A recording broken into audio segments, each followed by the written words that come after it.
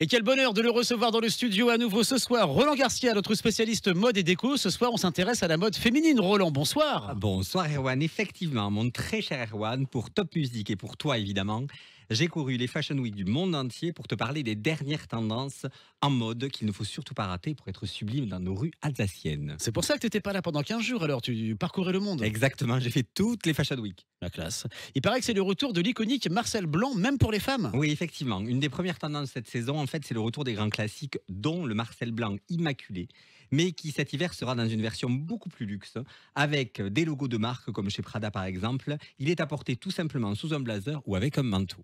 Plus sexy et plus glamour, c'est le retour de la transparence. Ça, j'aime bien la transparence, ça Ouais, m'excite. J'étais sûr que ça te ferait plaisir, Ah, cette grave. petite tendance-là. Effectivement, l'effet transparence, c'est beaucoup vu dans les défilés qu'on retrouve en robe ou en top. Il est noir pour le côté chic.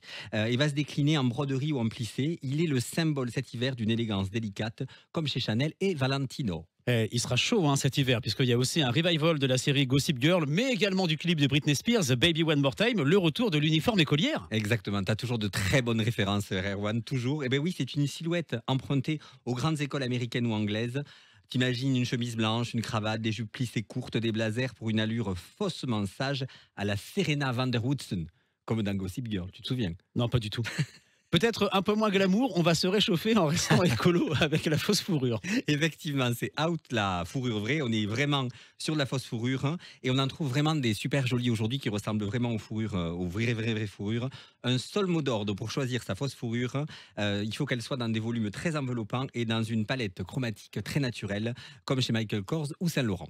Et c'est du revival dans tous les sens, puisqu'on part aussi dans les années 2000. Alors, tous les marqueurs de cette époque sont au rendez-vous. Tu te souviens, la taille ultra basse, la jupe format mini, le total look denim ou encore la lingerie apparente. En fait, c'est un relook qui revient, c'est un look qui revient des années iconiques, comme avec Avril Lavigne ou Britney Spears. Et tout ce que tu dis, quand même, ça va être super sexy cet hiver, dis donc. Ouais, un petit peu, ouais. On a envie un peu de s'émoustiller un petit peu après ces 2 ans en galère en robe de bure. Ouais, je comprends. Et alors, si je te dis nos futurs, les Clash, les Berruriers Noirs, salut à toi, oh mon frère, Salut c'était à bon toi. ça. Ouais, ça c'était bon. Ça te fait penser à quoi? Au Ouais, punk. c'est la punk attitude qui revient en Waouh. fait, et je suis absolument fan de tous ces looks qui mixent les codes chic comme les carreaux tartans avec des lignes acérées et déchirées, des boucles en métal à profusion et des chaussures ultra pointues comme chez Burberry et Marine Serre. Et cet hiver, on va jouer aussi, enfin pas moi, mais cet hiver, les filles vont jouer les Brigitte Bardot en Harley Davidson. Je ne reconnais plus personne en Harley Davidson. Bam. Et oui, cet hiver, mesdames, vous irez à plus de 100 et vous vous sentirez à feu et à sang. Comme Brigitte Bardot,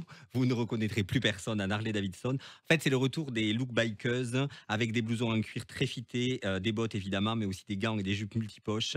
Bref, il faut réveiller la bikeuse qui est en vous, mesdames. Et pour les couleurs, alors, c'est quoi les incontournables? Alors, tu sais, chaque année, Pantone sort sa couleur incontournable. Et cette année, c'était le Very Perry, un parme soutenu ou un violet clair qui prend le devant de la scène.